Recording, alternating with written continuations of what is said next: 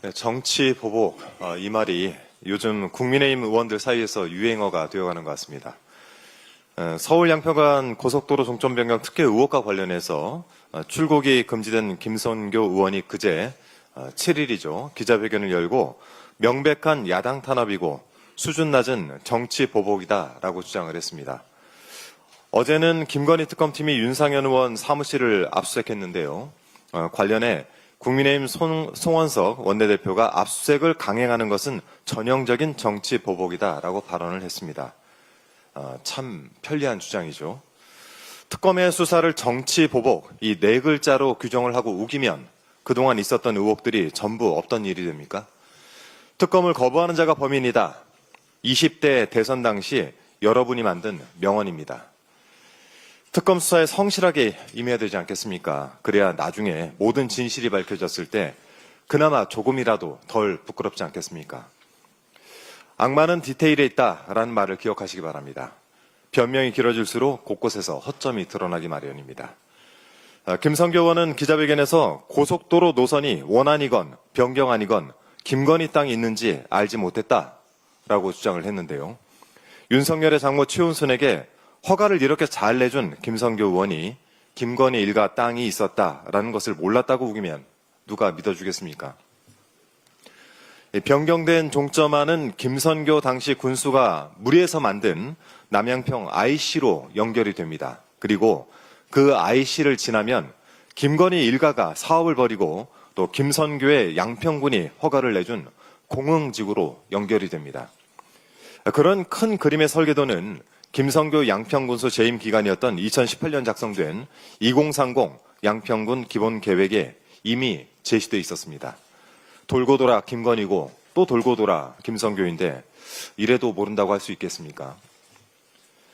저는 이 문제를 오랜 기간 파헤쳤던 입장에서 솔직히 이 특검이 원희룡 전 장관에 의해서 김선교 의원을 출국 금지시켰을 때 특검이 맥을 제대로 짚었구나라고 생각을 했습니다.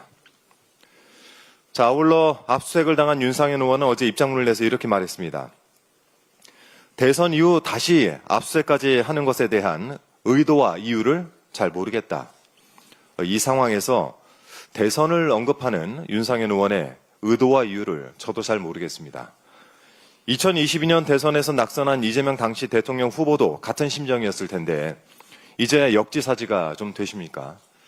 하지만 윤상현 의원의 상황은 낙선한 사람에게 공직선거법 위반 혐의를 뒤집어 씌우기 위해 먼지털이식 수사를 받아야 했던 이재명 대통령의 그 억울한 처지와는 근본적으로 다르다라는 점을 명확히 해둡니다.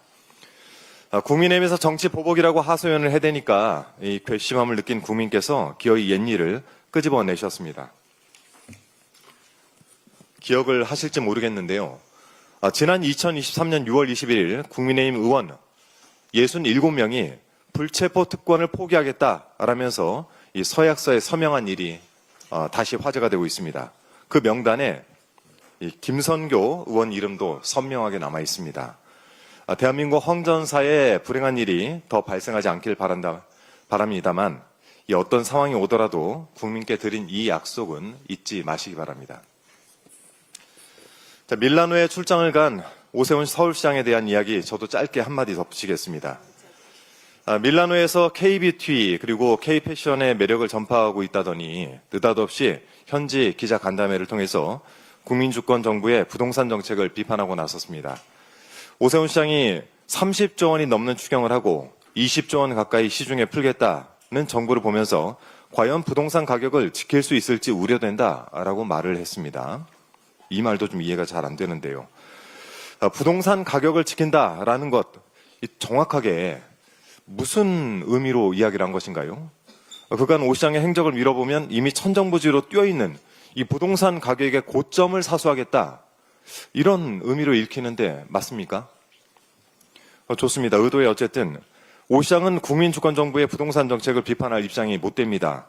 앞서 전현희 최고위원께서도 말씀하셨지만 토지거래 허가 구역을 무작정 해제해버려서 이 서울 집값이 폭등하는 소위 황소시장, 이 불장의 도화선을 당긴 장본인 아니겠습니까?